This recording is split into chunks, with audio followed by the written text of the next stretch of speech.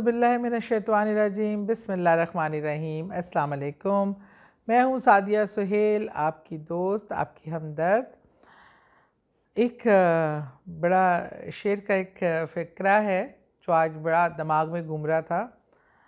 हज़ारों ख्वाहिशें ऐसी कि हर ख्वाहिश पे दम निकले। बहुत निकले हम मेरे अरमा, मगर फिर भी कम निकले। ऐसे ही था, कुछ गलती हो गई हो तो शायर हजरात से माफ़ी।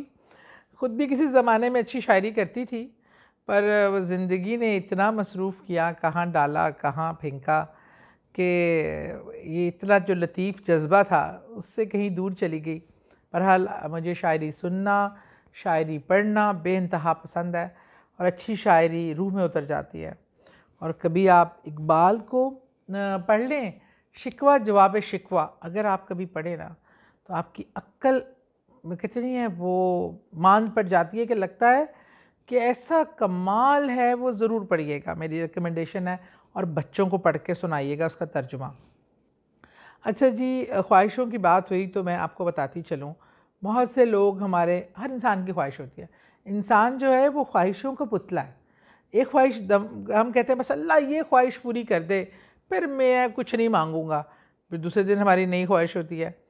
लेकिन अब क्या करें, इंसान को अल्लाह ने बनाया ऐसा है, ख़मीर में चीज़ें डाली हैं, ख्वाहिशात की और अच्छे से अच्छे की ख्वाहिश, मोहब्बत की ख्वाहिश, रिश्तों की ख्वाहिश, अच्छे से अच्छे जोड़ों की ख्वाहिश, ख़वातीन की ख़ास तौर पे, अच्छे घर की ख्वाहिश, हर एक की ज़िंदगी में आगे बढ़ने की ख्वाहिश, बेशुमार ख्वाहिशें हैं।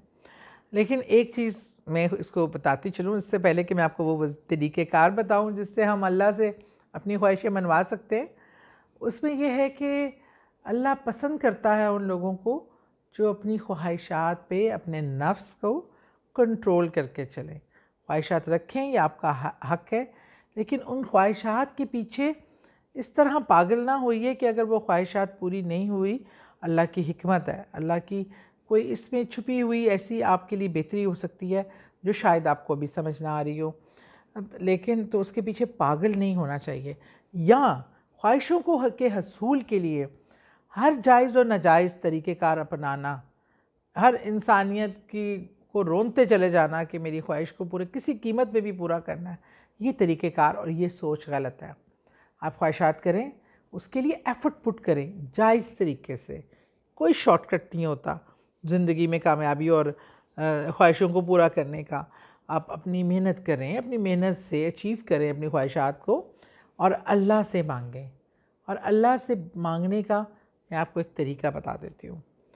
और वैसे तो अल्लाह के से आप दुआ के लिए जब हाथ उठाते हैं ना और अल्लाह को पुकारते हैं ना, और दिल से पुकारते हैं, खुशू खुजू से पुकारते हैं, तो वो बहुत रहीम व करीम है, वो बहुत सुनता है, वो बहुत करीब है, शारक से करीब है। तो उसको आपको मुखातिब करने का, लेकिन हम बंदे, हमें बंदगी का हक़ अदा करना चाहिए। और इसके लिए ज़रूरी है कि इशा की नमाज़ पढ़ने के बाद आप कम से कम 100 बार दुरूद पाक पढ़ें, और फिर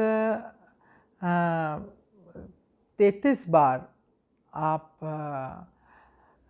सलामन कौलन मिन रब्बे रहीम, सलामन कौलन मिन रब्बे रहीम, सलामन कौलन मिन रब्बे रहीम, और फिर आप 100 बार दुरूद पाक सल्लल्लाहु अलैहि वसल्लम, सल्लल्लाहु अलैहि वसल्लम, सल्लल्लाहु अलैहि वसल्लम पढ़िए, और 2 रकत नमाज हाजत की नीयत कर लीजिए।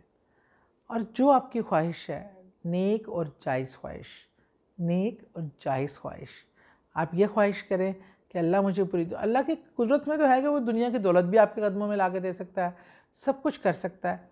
लेकिन आप कहें कि जी किसी का घर उजड़ जाए, मेरा घर बस जाए, इस तरह की ख्वाहिशात जो अल्लाह के कानून और कुदरत और दीन के ख़िलाफ़ है, उनको मांगने की इजाज़त नहीं है। तो आप ख्वाहिशात को की तकमील के लिए, इसके लिए आप ये 2 नफ़िल हाजित के पढ़ कर, हाँ, आप अल्लाह से दुआ करें और सजदा रेज़ होके अल्लाह से अपनी ख्वाहिश का तलब करें। और ऐसे एक माँ से आप ज़िद करके प्यार से, लाड से मांगते हैं ना, उसी तरीके से मांगिए। अल्लाह ताला आपकी ना सिर्फ ख्वाहिश पूरी करेगा, बल्कि उसके इवज़ आपको अजर व सवाब भी देगा। बहुत शुक्रिया।